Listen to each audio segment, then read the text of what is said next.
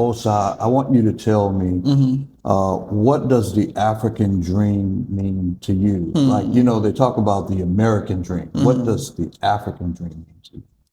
Man, that's so difficult because Africa is so varied, so diverse, not only in terms of people and ideology and philosophy and fauna and flora and all that stuff. So it would be difficult to really say what an African dream for me would be.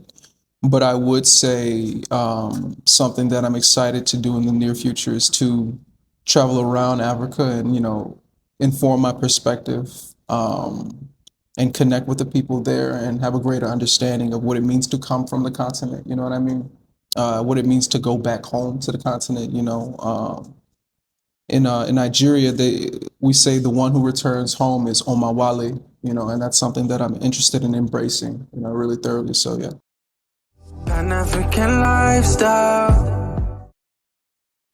Welcome to the Pan-African Lifestyle Show, the world's leading platform exploring the global African experience through culture, business, identity, and innovation.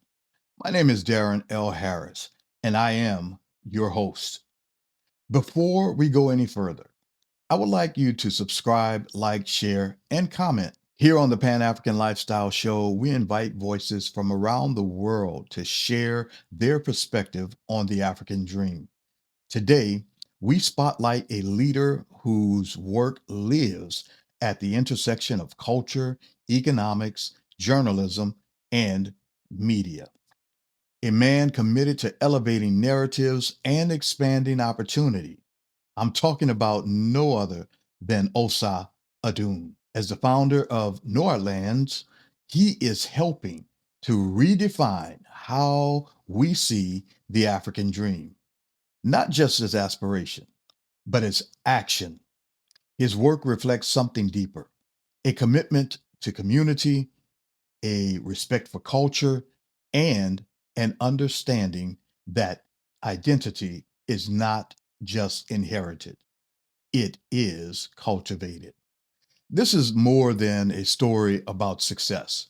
This is a story about vision, about representation, about what happens when you take ownership of the narrative and use it to shape the future. Today we're here with Osa Adun, and we're excited because we have some great information that we're going to be sharing with you. And so we're going to have a conversation with them. But before we begin, Osa, I want you to tell me what does the African dream mean to you? Like, you know, they talk about the American dream. What does the African dream mean to you? Man, that's so difficult because Africa is so varied, so diverse, not only in terms of people and ideology and philosophy and fauna and flora and all that stuff. So it would be difficult to really say what an African dream for me would be. But I would say something that I'm excited to do in the near future is to travel around Africa and, inform my perspective and connect with the people there and have a greater understanding of what it means to come from the continent. You know what I mean? What it means to go back home to the continent. In Nigeria, we say the one who returns home is Omawale. And that's something that I'm interested in embracing. Osa, you have some deep roots in Africa. You're first gen living in America. Yep. And that's very powerful because we have a lot of first gen African Americans. I don't know how it would be described. And that's interesting in and of itself as well. So I would like to hear your perspective on that.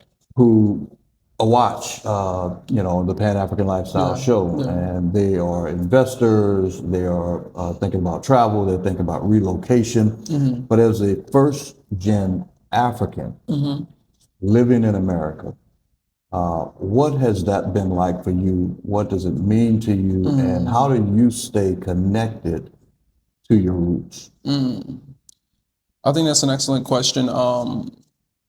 So me being first gen, but also me being bicultural has been something that, in the beginnings created a lot of difficulty and sometimes obstacles and barriers for other people to understand me. Sometimes for me to understand myself through the guise of the Americas and the American gaze when it comes to who the Negro is and what it means to be Black. Um, so I think in terms of being Black in America, but also having a firm identity in my Africanness, I was very directed, but also at the same time, I was in some cases misguided. It was only through me being socialized in America, um, and me developing almost what you could really consider like a triple consciousness. You know how Du Bois talks about double consciousness. You know, now I've got the African component, I've got this Nigerian component. It allowed me to understand complexity in identity, right? It allowed me to not only understand where, you know, the country folk from Buras was coming from, because that's where that's where my people are from in the Americas, but it allowed me to, understand Nigeria as a state, Nigeria as an imaginary fiction, Nigeria as the place where my father was from. Um, Edo heritage, that's my tribe. Yoruba is also my tribe. Um, and being able to share that culture with Black Americans in particular in Americas has been transformative for them and transformative for me. Like, it's been this thing where, throughout the years, as people become more Afrocentric, as people understand the power of the diaspora, it has been able to cultivate sort of a form of leadership from myself, and also just like been this conduit of love that I can connect with people from across America, and even Africa. Yeah, Yeah. I appreciate that. I definitely I have a lot of respect for that. Yeah. And I know that many people, find it challenging sometimes to navigate these systems. Yeah. But it seems like you've been able to navigate that well. I follow you on social media, and towards the end, I definitely want to make sure that our audience has links to your socials. Yeah. Now, some people would consider a lot of the work that you do to be activism in a sense, and you're here in New Orleans, Louisiana. You are an environmentalist in a sense, but I don't want to tell our audience who you are. I want you to describe to us who you are and why is it important for Black people, African Americans, people of the diaspora to be concerned with these issues, whether it's political, whether it's environmental, and whether it's, we've seen data centers are popping up all across the country. What does that mean? And you've been on the forefront, and I've been following you, so I appreciate the work that you do. Tell us a little bit about that. Hopefully I didn't stack that question too much. No. So just real quick, who I am. I'm a New Orleanian, right? This is my city. This is something that I really want to protect. This is central to my identity. So who I am is really a reflection of this community. In many senses, this community is very varied. I'm only one part of it too, at the same time. And, one of the things that is very difficult to communicate just, through years of subjugation and racism and oppression is the importance of our connection with the land, right? Over centuries, like when we look back to history and we look back at, and you talk a lot about literacy, right? Like when we look back at the educational landscape, Black education in the South, right, was specifically cultivated by Northern philanthropy, Northern capital. And that being the case, it had a very industrial focus, right, which removed us from the land, removed us from indigeneity. Over time, right, you've got all of these different things that are happening, right? You've got the Black nativist movement, you've got civil rights, you've got segregation, you've got all these different movements that are happening.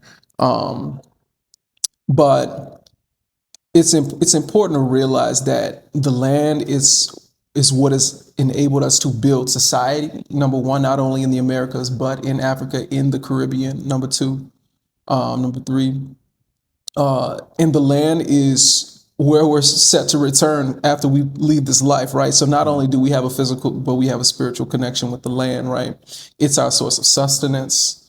It's our source of air, right? Trees, right? One of the things that me and some community advocates are coming into, we're having some friction with, is getting people to understand the importance of trees, right? Right. So historically, black neighborhoods or black geographies have been sectioned off by things like redlining, and redlining has come in so many different forms, right? Redlining has come in the financial forms, right? It's come in the form of housing. It's come in the form of insurance, especially here in New Orleans. And these create different incentives for development, right? So, like, I'll give you an example. In New Orleans East, there's this community called Little Woods.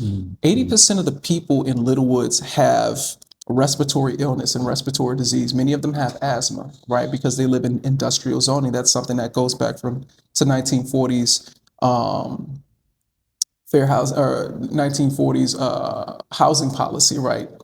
This act of redlining. So you build up these massive structures, these housing projects, you clear out a lot of land, and two things happen.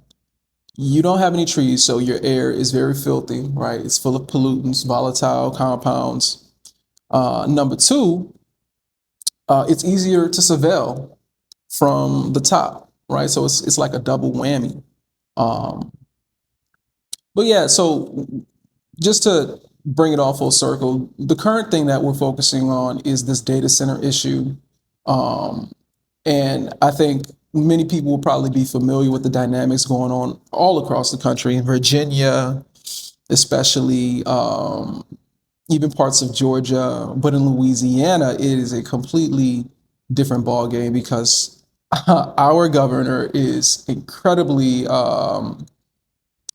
tyrannical and aggressive when it comes to bringing these data centers here, right? In Richland Parish, our farmers are going through drought. They're pumping methane in the air. They're saying they're going to create all these jobs. That's not really happening. And lastly, this is really just destroying our community. So in order to preserve like the fabric of New Orleans, in order to preserve, our community, we really need to fight against these data centers, Yeah.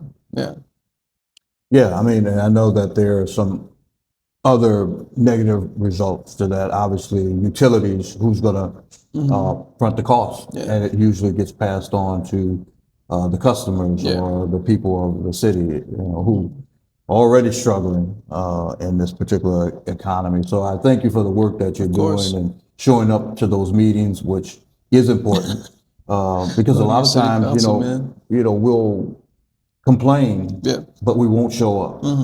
And there's something powerful about showing up and in numbers because we can, and we've seen that happen through history where we can shift things, but you have to show up. So tell me what that has been like for you, getting people to get involved and to care about the things that they don't know that they should care about. It's been a challenge, but I will say I've grown as a person, as a communicator, as, I guess somewhat like an intellectual too, because a lot of my focus has been on understanding concepts quickly and being able to communicate them to my community, being able to mobilize them consistently. I think it's just transformed the type of person I am, even in an entrepreneurial sense, right? Like, I'm not selling anything per se, but the act of consistently engaging and the act of being able to solve problems quickly and think critically has been challenged through this issue. So yeah, it's been transformative. Okay. Now, not only are you boots on the ground doing the work as an advocate, and I would even suggest and argue as an activist. Okay. And so I appreciate that about you because, I love when people, don't just complain about issues, but they actually take steps to make those changes. But you're an entrepreneur. Yeah. And many individuals who, show up on the Pan-African Lifestyle Show, yes, they're interested in travel. They're interested in relocation, but they're also interested in investment. Now, this is from a different perspective. A lot of times we're talking about investing on the continent. But you have made some intentional steps and moves to create a company that would, I believe, our audience would also be interested, especially because of the ties of the continent to New Orleans. Yeah. So talk a little bit about your company, why you started, and what are the benefits of individuals who may either be in the diaspora or on the continent to come here and to make that connection. I saw my city rapidly changing due to gentrification, and I decided to create a docuseries covering gentrification. I eventually went through this pathway of trying to fight gentrification, and I started thinking about collaborative economics. I eventually started working in economic development on the national level. Came back to the city of New Orleans, and I was like, what am I going to do? I had just finished, a trip in Brazil, and I was noticing some amazing, unexpected connections between Brazil and New Orleans. And I just began to really study the Americas and the African continent, and their connection. And, one day I was just running through the French Quarter, and I have a pretty good grasp on history, and I was noticing this tour guide give a poor account of history and the development of New Orleans. And I was just really tired of the narrative simply being around slavery, always being around this white antebellum conception of the ideal New Orleans, which is black subjugation, black butlers, black drivers.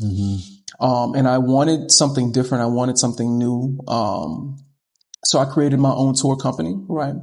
The tour that we give is called Footnotes Tour, right? It's part of Noirlands. And we focus on mainly 3 areas, right? So we focus on music, Afro spirituality, and civil rights. These have all been foundational, even through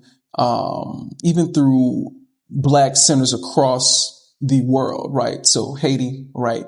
Cuba. It's been spirituality and music that has driven social change, right?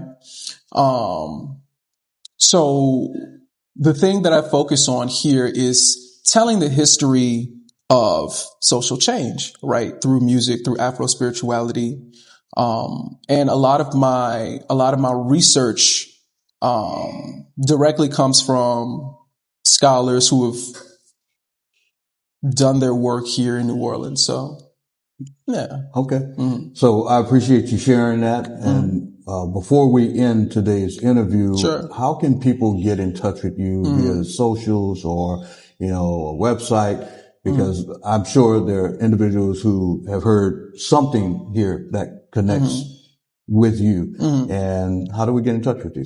So I have 2 Instagrams, right? My first Instagram is Noirlands. That's pretty much where my journalism, my media is.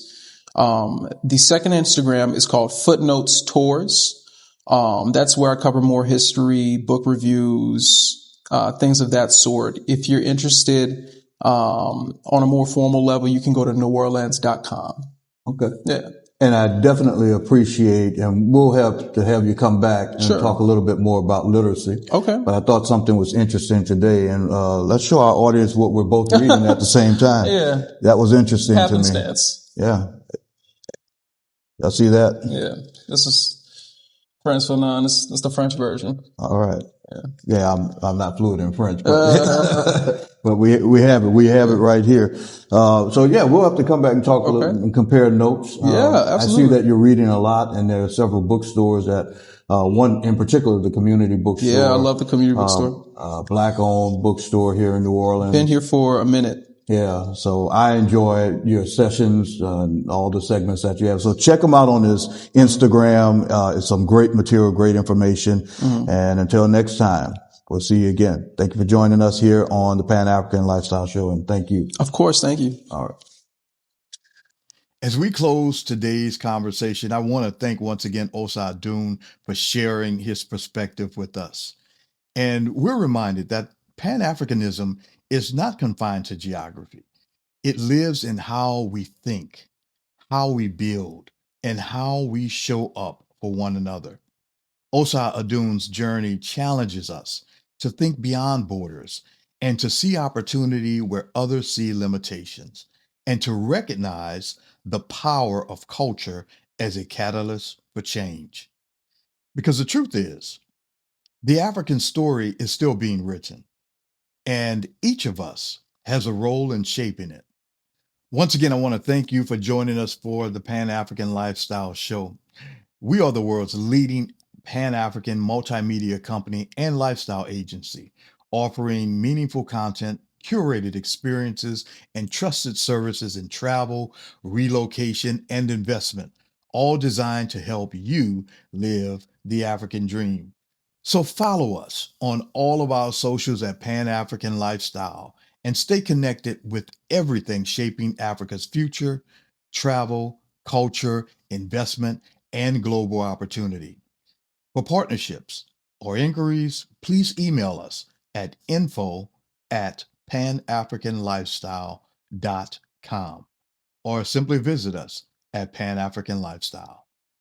To our global community, keep celebrating culture, building legacy, investing in the continent, and living the African dream. Living a dream, living the African dream.